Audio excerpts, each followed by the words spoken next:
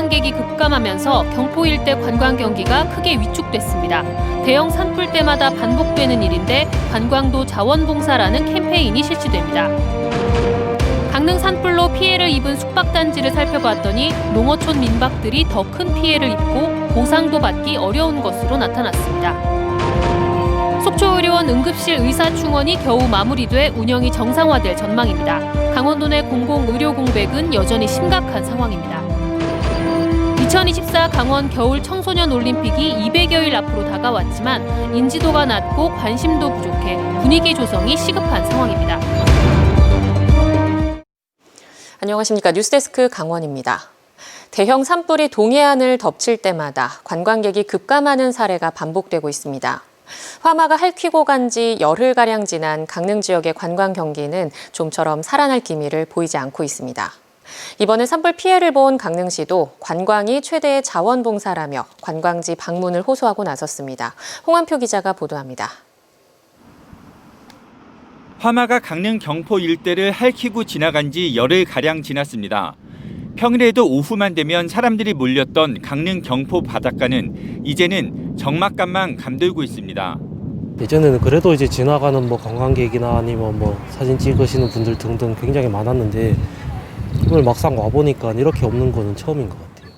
상가들이 몰린 강릉 경포 횟집 단지도 손님이 뚝 끊겼습니다. 강릉 관광의 상징이라는 이름이 무색할 정도로 관광객들이 거의 눈에 띄지 않습니다. 오후 내내 기다려야 겨우 손님 한 테이블을 받을 정도입니다.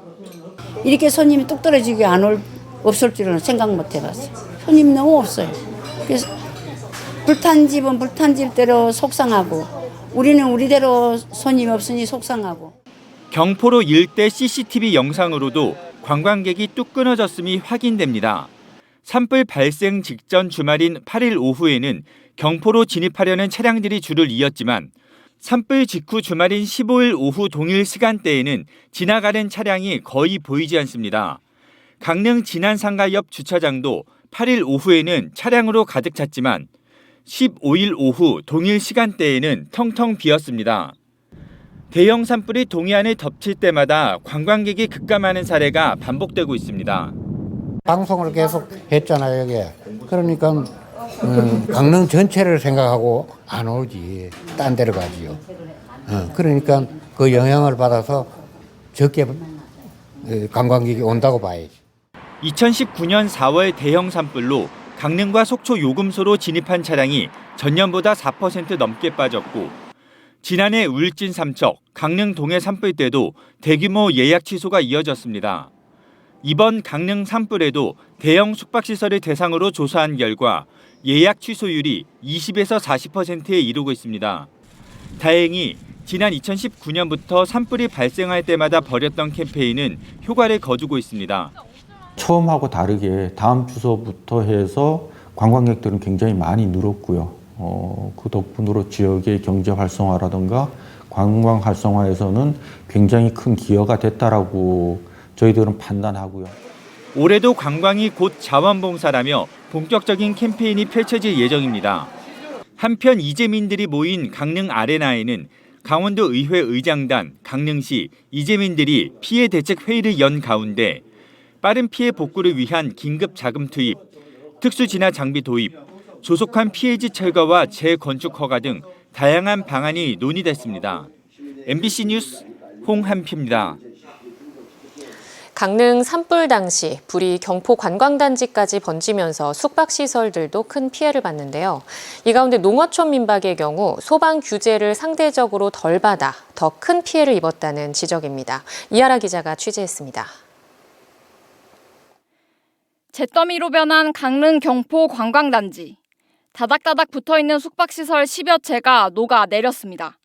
관광객들에게 인기가 많았던 숙박시설도 화마를 피하지 못했습니다. 이번 산불로 전소된 숙박업소입니다. 이곳도 이름은 펜션이었지만 등록은 농어촌 민박으로 돼 있었습니다. 또 다른 펜션 단지도 가봤습니다. 펜션이라고 적힌 간판을 자세히 들여다보니 그 아래에 작은 글씨가 또 있습니다. 이것도 규모가 작지 않은 펜션으로 보이지만 농어촌 민박으로 등록돼 있습니다. 주택을 개조해 만든 농어촌 민박이 펜션이라는 이름을 붙이고 영업을 하고 있는 건데 불법은 아닙니다. 거의 다 많으실 거예요. 여기 타신 분들이 거의 다 거주하시면서 생활하시면서 그 남은 객실을 이제 받는 형식인데, 문제는 농어촌 민박이 다른 숙박시설에 비해 소방 규제를 덜 받는다는 점입니다. 숙박시설로 분류되는 관광펜션은 너비 4m 이상의 진입로와 주차시설을 반드시 갖춰야 하지만 농어촌 민박은 의무 대상이 아닙니다. 다닥다닥 붙어 있어도 소방차 진입로가 없어도 제재를 받지 않는데 이 때문에 피해가 커졌다는 게 주민들의 말입니다. 저는 순간 헬기가 오면 우리를 살릴 수 있을까? 여기 소방차는 안 들어오는 거야. 관광 펜션은 스프링클러와 방염 내장재를 의무적으로 설치해야 하지만 농어촌 민박은 규제를 받지 않아 화재에는 취약할 수밖에 없습니다. 더욱이 농어촌 민박은 주택으로 분류돼 있어 이번 산불로 인한 영업 피해 보상도 받기 어려운 상황입니다. 일반 조건이 갖춰지면 사실 펜션으로 신고를 하실 수 있는 거기 때문에 그런 건물의 경우에 또 주택으로 집계가. 산불 피해가 컸던 경포 지역에 등록된 농어촌 민박은 157개로 숙박업소 55곳의 3배에 이릅니다. MBC 뉴스 이하라입니다. 전국경제인연합회가 강릉 산불 피해 지역 복구 지원과 관광산업 활성화를 위해 회원사들에게 강릉을 찾아줄 것을 당부했습니다. 전경련은 각종 워크숍이나 회의, 행사 등을 강원도 동해안 지역에서 개최하고 업무와 휴가를 병행하는 워케이션도 동해안에서 할 것을 추진하기로 했습니다. 또 임직원 동해안 지역 휴가권장, 산불 피해 지역 복구를 위한 지원 등을 회원사에 권고했습니다. 농림축산식품부가 강릉 등 산불 피해 지역 농업인들을 위해 긴급 지원 대책을 마련했습니다. 농식품부는 지난 2일부터 4일까지의 전국 산불로 비닐하우스와 창고, 축사 등 농업시설 193동, 지난 11일 강릉 산불로 99동이 피해를 입었다며 농업인의 경영 안정을 위해 영농자금으로 사용하는 농축산 경영자금 상환 시기를 연장하고 이자를 감면합니다. 또 재해보험에 가입된 피해 농가는 신고 즉시 신속한 조사를 통해 보험금을 산정해 우선 50%를 지급할 계획입니다. 속초의료원이 응급실에서 일할 의사를 연봉을 올리고 전공 제한을 없애는 등 5차례 공고 끝에야 겨우 구했습니다. 장기간 축소 운영되던 응급실이 오는 27일부터 정상화될 예정입니다. 속초의료원 문제는 일단락됐지만 강원도 내 의료 공백 사태는 심각한 문제로 대두되고 있습니다. 배현한 기자입니다.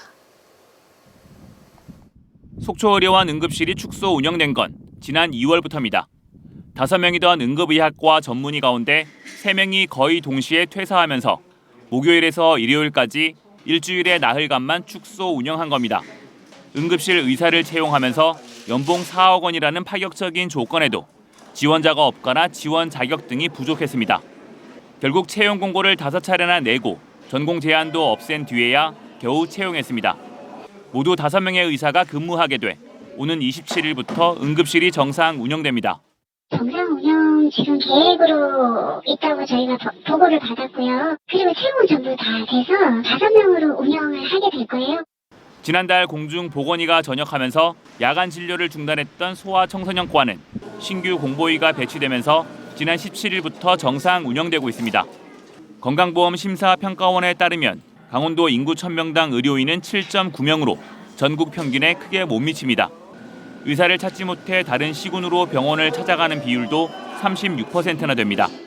급여 인상 등 여러 가지 조건을 제시했지만 그것조차도 그분들을 우리 지역에서 근무하게끔 하는데 한계가 있어 보인단 말입니다. 여러 가지 여건을 좀 더 개선해가지고 수도권에서는 8개 병원이 6,800여 병상 규모의 병원 신설을 추진하고 있어 상황은 더 악화될 가능성이 있습니다. 도내 농어촌 지역의 의료를 담당하던 공중보건의도 올해 123명이 전역과 전출로 떠났지만 새로 101명만 채워져 의료 공백은 더욱 심각해질 전망입니다. MBC 뉴스 배현환입니다. 2024 강원 겨울 청소년 올림픽이 이제 200여일 앞으로 다가왔습니다. 하지만 아직 이렇다 할 붐 조성은커녕 국민들의 관심도 기업들의 참여도 부족하기만 합니다. 윤하은 기자가 취재했습니다. 2024 강원 겨울 청소년 올림픽의 무대가 될 평창군 대관령면 일대.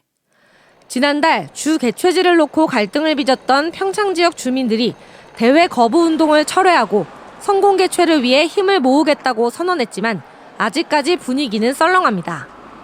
관련 예산 처리가 늦어지면서 주민자원봉사단 구성, 서포터즈 운영, 상인 서비스 교육 등은 아직 시작도 못하고 있습니다. 그런 분위기는 아직까지 못 느껴요. 뭐 프랭카드는 쭉 써 있고 그런데 아직까지 뭐 분위기는 뭐 모르겠고 기대는 있어요. 기대는 있고 또 사람들이 많이 와줬으면 좋겠죠. 청소년 올림픽은 아무도 몰라요. 제가 지역에 살면서도 잘 몰라요. 언제쯤 개최가 되는지도 잘 몰라요. 아직도 홍보할 시간이 많이 남아 있으니까 좀 많이 해주세요. 좀 많이. 올림픽 많지는 못하더라도 스노보드 등 5개 경기가 열릴 예정인 횡성군도 분위기는 비슷합니다. 대회장 바로 옆 상인들조차 올림픽이 열리는지도 모릅니다. 청소년 동계올림픽이 열리거든요. 혹시 알거나 들어보시거나 그런 거 있으신가요? 어디에? 우리 둔내예요? 전혀 몰랐어요. 이게 올림픽이라면 굉장히 큰 대회인데 지역에서 그런 올림픽이 열린다 그러면 준비 과정도 굉장히 해야 되고 그렇죠. 기업들의 반응도 아직 싸늘합니다. 조직위원회에 따르면 지금까지 후원 파트너십을 맺은 곳은 5곳이 전부입니다. 마스코트 조형물 설치 등을 논의 중인데 공공기관들과의 협조도 저조한 분위기입니다.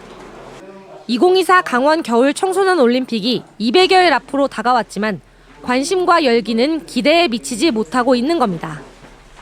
2012년 처음 시작된 겨울 청소년 올림픽은 이번이 4회째로 비유럽권에서 열리는 것은 처음입니다. 2024년 1월 19일부터 2월 1일까지 올림픽이 열렸던 평창과 강릉 정선에 횡성이 추가돼 4개 시군에서 펼쳐집니다. 6천여 명의 선수단과 코치진, 기자단 등이 방문할 것으로 예상됩니다.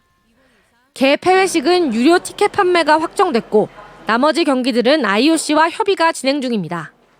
입장권 판매와 성화 봉송은 오는 10월쯤 시작될 예정입니다. 다음 봉사자 모집을 계기로 해서 계속 홍보할 예정이고요. 그리고 D-100일 성화 투어 등 그 주요 계기별 행사를 통해서 지속적으로 홍보를 할 계획입니다.